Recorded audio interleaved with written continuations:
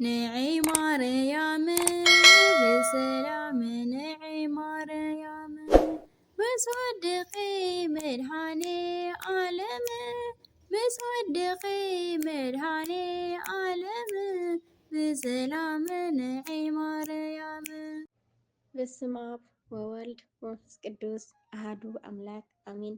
ሰላም አምላክ ምስክላት ይኹን። ክብራት ኣሕዋቴን ኣሓተየን ናይ ርግኣት ጓል ተሃዲት ቻናል ቤተሰብ ከመይ ቀኒኹም?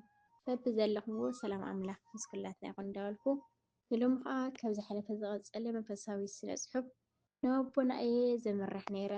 ካብቲ መንፈሳዊ ትምህርቲ ዝጀመርኩሉ እዋናት ሒዘ ብዙሕ እየ ተማሂረ እትብል መንፈሳዊ ስነ ፅሑፍ ንሎሚ ከዓ መቐፀልቲ ካልኣይ ክፋል ሒዘልኩም ቀሪበ ኣለኹ። ሓደሽቲ ንዝኾንኩም ነዚ ዩቱብ ሳብስክራይብ ላይክ ሸር እናገበርኩም ቤተሰብ ትኮኑ ብትሕትና ይላቦ።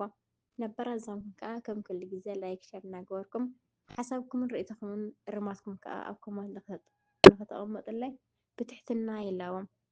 ኣብ ቀዳማይ ክፋል ንመዘኻኸሪ ዝኣክል ብሓንሳብ ናብ ኣቦና እንዳኸድና ብዛዕባ ናይ ጎይታናን ኣምላኽና መድሓኒናን ኢየሱስ ክርስቶስ ንሓጥኣን ዘለዎ ፍቕሪ እንዳዕለልና ናብ ኣቦና በፃሕና። ኣቦና ክፅበዩና ስለ ዝፀንሑ ተቐበሉና። ኣነ ከዓ ካብ ኣቦና ፍቓድ ወሲደ ንበይኖም ክዕልሉ ገደፍክዎም ዝብል ነይሩ። ሎሚ ከዓ ከም ፍቓድ ኣምላኽ ካልኣይ ክፋል ይቕፅል። ቅድሚኣ ግን ላይክ ሸር እናገበርኩም ቤተሰብ ትኮኑ ብትሕትና ይላቦ። ካልኣይ ክፋል ዓርከይ ምስ ኣቦና ገዲፍ ንምስከደ ተሰከፍኩ። ምክንያቱ ጨጉረይ ነዊሕ እየ ዝነበረ። ኣቦታት ከዓ ነዊሕ ዝተጠቕለለ ፀጉሪ ብዙሕ ኣይድግፍዎን እዮም። እንታይ እሞ ክገብር ባህረይ ከምኡ ኮይኑ ምስ ነፍሰይ ግን ሓቂ ተሕይሽ ኩሉ ግዜ እግዚኣብሄርሲ ነዊሕ ፀጉሪ የገድሶ ድዩ እንዳበልኩ እየ ዝዘራርብ። ብዙሕ ነገራት ትብዒለ እኳ ዝፈትሕ እንትኾንኩም ብዙሕ ኣብ መንፈሳዊ ሂወት ምስ እግዚኣብሄር ምዝራብ ኣብ ዝመፀሉ እዋን ግን ኣብ ከቢድ ሕፍረት እየ ዝኣቱ። ኣቦና ትሑትን ገፆም ሓጎስ ዝመልኦ ጥራይ ዘይኮነሲ ብዘይ ሕቶን ርእይቶን ንዓይ ምቕባሎም ርግኣት ከይፈጠረለይ ኣይተረፈን። ኣብ ሂወተይ ዝፀልኦ ነገር ከዓ ሓደ ሰብ ኣብ ውልቃዊ ሂወተይ ኣትዩ ክሓተን ንኸሎ እዩ። መብዛሕትኡ ሰብ እንታይ ደኣ ፀጉርኻ ንዊሕኻዮ እዮም ዝብሉኒ። ኣነ ግን ደስ ስለ ዘይብለኒ ፀጉረ እዩ እምበር እሞ ፀጉርኻ ድዩ ኢለ ደረቕ እየ ዝምልሰሎም። እዞም ኣቦና ግን ዘይከም ካልኦት ሰባት ብዛዕባ ፀጉረይ ከይሓተቱ ብሰላምታ ተቐበሉኒ። ከመይ ኢለኻ ዝወደይ ይበሉኒ። ከምዚ ናይ ነዊሕ ዓመታት ሌላ ዘየልና ኮይኑ ተሰምዐኒ። ኣነ ከዓ እግዚኣብሄር ይመስገን ኣቦና በልክዎም። ኣቦና ሂወትካ ከመይ ኣሎ በሉኒ። ኣነ ከዓ ከምዚ ብፃይ ዝበለኩም እዩ ኣዝየ ርሑቕ እየ ዘለኹ ካብ ኣምላኽ። ብዙሕ ክትዛረቦ ዘሕፍርን ዘድክምን ነገራት እየ ገይረ። ኩሉ ዓይነት ሓጢኣት እየ ገይረ።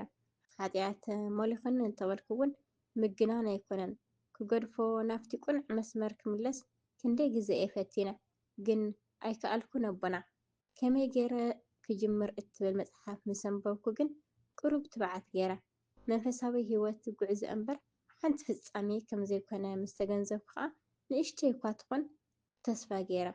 ዝገርመኩም ኣቦና ተስፋ ኣብ ዝቆረፅኩሉ እዋን ናብ ፓጌን ኣምላኽ የለን ኢሎም ዝኣምኑ ሰባት ይበፅሕ ነይረ። ዝገብሮ ስለ ዝጨንቀኒ ነፍሰይ ኣጥፍእ ዝብል ሓሳብ ከዓ ይወረኒ። እንድዒ በቃ ውሽጠይ ተጎዲኣ እያ። ካብቲ ዝነበርክዎ መንገዲ ጥፍኣት ዝሕግዘንን ዘውፅአንን ኣሎ ኢለ ምስ ሓሰብኩ ግን ናባኹም መፅየ። ብቐንዱ ከዓ ኣብዚ ዓርከይ ርኡይ ለውጢ ኣብ ሂወት ምስ ረአኹ እየ ተገሪመ። ምክንያቱ ሰብ ከይብለኒ ኢልካ ትሪኦ ሓልዮት ዘይኮነሲ ሓቀኛን ፍቕርን ሓልዮትን እዩ ኣርኤኒ። እቲ ግንባራዊ ዝኾነ መፅሓፍኩም እውን ናብዚ ክመፅእ ሓጊዝኒ እዩ ኣቦና በልክዎም።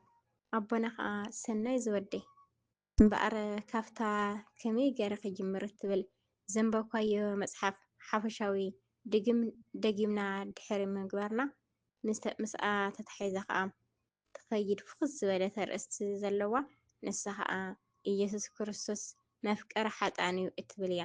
ስለዚ ቅድሚ ምጅማርና መሰረታዊ ነገር ክንርኢ ይግብአና እዩ በሉኒ። ኣሜን። ሳልሳይ ክፋል ከም ፍቓድ ኣምላኽ ይቕፅል። ብዝነበረና ፃንሒት እግዚኣብሔር ኣምላኽና ዝኸበረን ዝተመስገነ ይኹን። ኣብ ዝቕፅል መዓልቲ ሳልሳይ ክፋል ሒዝናልኩም እስካብ ንመፅእ ሓደሽቲ ንዝኾንኩም ኣሕዋት ሳብስክራይብ ላይክ ሸር እናገበርኩም ቤተሰብ ትኮኑ ትሕትና ይላቦ። ነባራት ዝኾንኩም ኣሕዋተይ ከዓ لايك شير ناقبر تتابعني بتحسنا دقيمة اللعبة نوبنا أي زمرح نيرة كافتي منفساو تمرت زيومر كل أوانات حيزة بزحية محيرة كالعي كفال عزي ودع هرساي كفال اسكاون ملس سسنا يمسكلاتنا يكون سواتنا إكزابي نولا تنقل المسكال كور نعي مريم بسلام نعي مريم بصدقي مرهاني عالم بصدقي مرهاني عالم بسلام نعي مريم